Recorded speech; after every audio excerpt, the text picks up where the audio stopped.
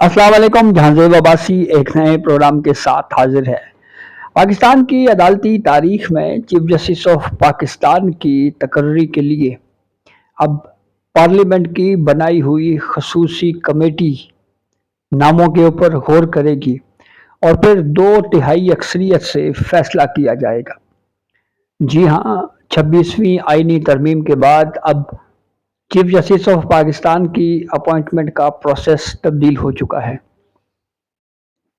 जिस खसूसी कमेटी में अब चीफ जस्टिस ऑफ पाकिस्तान के तीन नामों में से एक के ऊपर गौर होगा, इसमें सेनेट से 4 मेंबरान पॉलिटिकल पार्टीज के वकील हैं, वो अपनी राय देंगे और कौमी असम्बली से जो 8 मेंबरान असम्बली हैं वो सियासतदान हैं। तो ये कुल 12 रुकनी पार्लिमानी खसूसी कमेटी है जो नए चीफ जस्टिस ऑफ पाकिस्तान के नाम के मामले के ऊपर 3 रुकनी पैनल पर गौर करेगी। कल से बाज़ाब्ता तौर के ऊपर इस पर डिस्कशन शुरू होने जा रही है।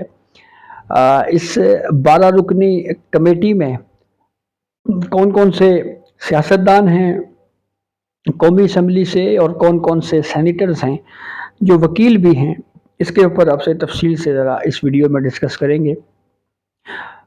उससे पहले आपको ये बताएं कि चीफ जस्टिस ऑफ पाकिस्तान का इससे पहले अपॉइंटमेंट का प्रोसेस ये होता था कि जो मोस्ट सीनियर जज ऑफ सुप्रीम कोर्ट होते थे वो automatically chief justice of Pakistan बन जाया करते थे।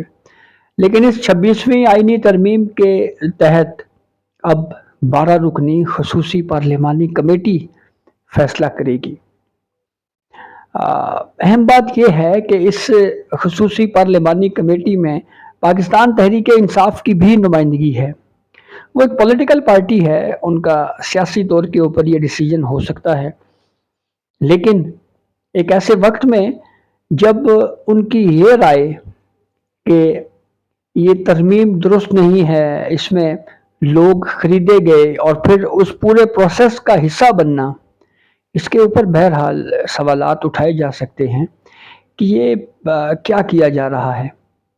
तो बहरहाल चलते हैं, ज़रा आपसे कुछ नाम शेयर करते हैं और फिर आपको बताते हैं कि ये 3 सीनियर जजेस जिनके नामों के ऊपर गौर होगा वो कौन से हैं। सबसे पहले सेनेट पे बात करते हैं।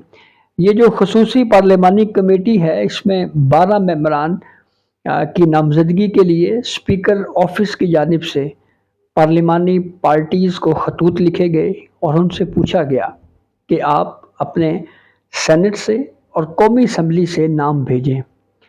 सेनेट से जिन 4 मेंबरान की 4 पॉलिटिकल पार्टीज़ के नाम भेजे गए हैं, उसमें JUI फे से सेनेटर कामरान मुर्तज़ा हैं, जिनको सेनेट से इस खसूसी पार्लिमानी कमेटी का हिस्सा बनाया गया है। फिर वकील हैं एडवोकेट कामरान मुर्तज़ा साहब, सेनेटर भी हैं। दूसरे पाकिस्तान पीपल्स पार्टी के जो सेनेटर इस पार्लिमानी खसूसी कमेटी का हिस्सा हैं, उनका नाम है एडवोकेट फारूक एच नाइक, जो सेनेटर भी हैं और vice chairman Pakistan bar council भी हैं। तीसरे पाकिस्तान मुस्लिम लीग नून के सेनेटर हैं आज़म नज़ीर तारड़, ये वकील भी हैं, आसमा जहांगीर ग्रुप से इनका ताल्लुक़ है और उसके साथ साथ ये वफाकी वज़ीर कानून भी हैं। चौथे पाकिस्तान तहरीक इंसाफ के जो सेनेटर हैं वो हैं सेनेटर बैरिस्टर अली ज़फ़र। अली ज़फ़र वकील हैं, SM ज़फ़र साहब के साहबजादे हैं। इसके अलावा पाकिस्तान तहरीक इंसाफ के सेनेटर भी हैं, सुप्रीम कोर्ट में PTI के केसेस में पेश भी होते हैं। ये तो हो गए सेनेटर्स 4 वकला भी हैं। अब आते हैं कौमी असम्बली के ऊपर। कौमी असम्बली में जो 8 अरकान कौमी असम्बली को नामज़द किया गया है अपनी अपनी पॉलिटिकल पार्टीज़ की जानिब से, इसमें मुस्लिम लीग नून के 3 अरकान कौमी असम्बली हैं। ख्वाजा आसिफ साहब वज़ीर दिफा हैं, वो इस पार्लिमानी खसूसी कमेटी का हिस्सा हैं। फिर उसके बाद एहसन इकबाल हैं और शाइस्ता परवेज़ साहिबा हैं। पाकिस्तान पीपल्स पार्टी से राजा परवेज़ अशरफ साहब हैं, साबिक स्पीकर कौमी असम्बली रहे, साबिक वज़ीर आज़म जो है वो रह चुके हैं। پھر اس کے بعد نوید قمر ہیں.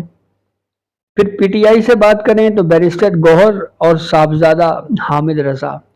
بیرسٹر گوہر بھی وکیل ہیں اور اس کے ساتھ ساتھ چیئرمین پی ٹی آئی کے طور کے اوپر بھی جانے جاتے ہیں. صاحبزادہ حامد رضا صاحب سنی اتحاد کونسل کے سربراہ بھی ہیں.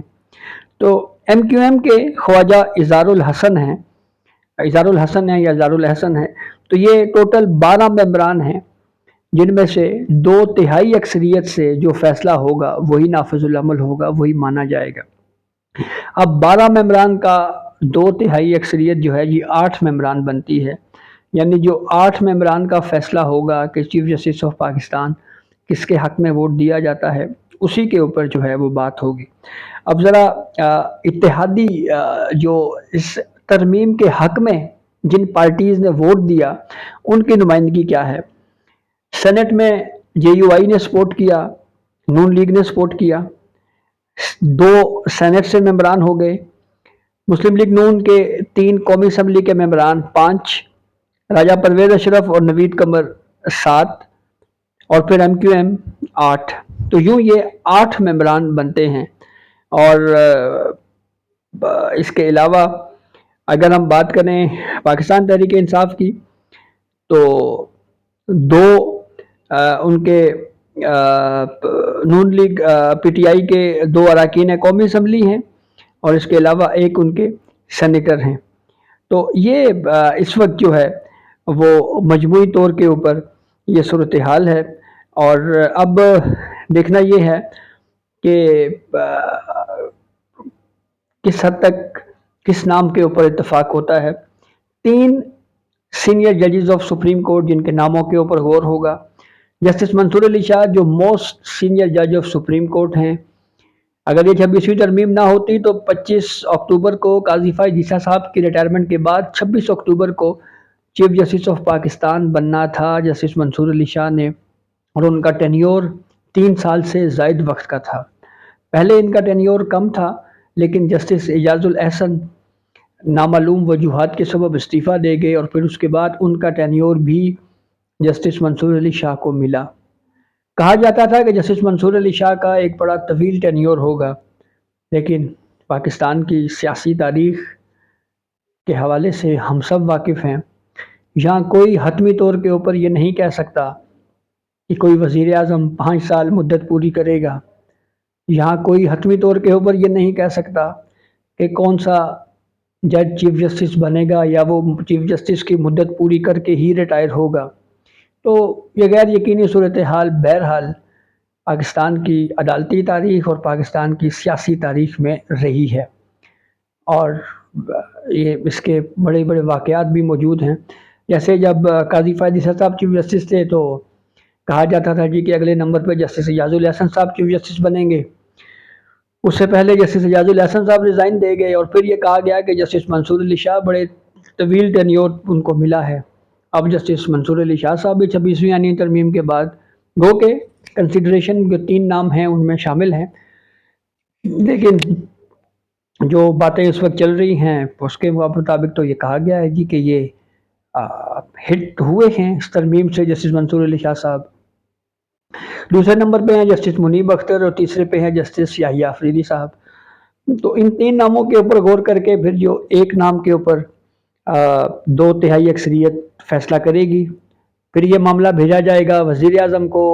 وزیر اعظم ایڈوائس بھیجیں گے پریزیڈنٹ کو، پریزیڈنٹ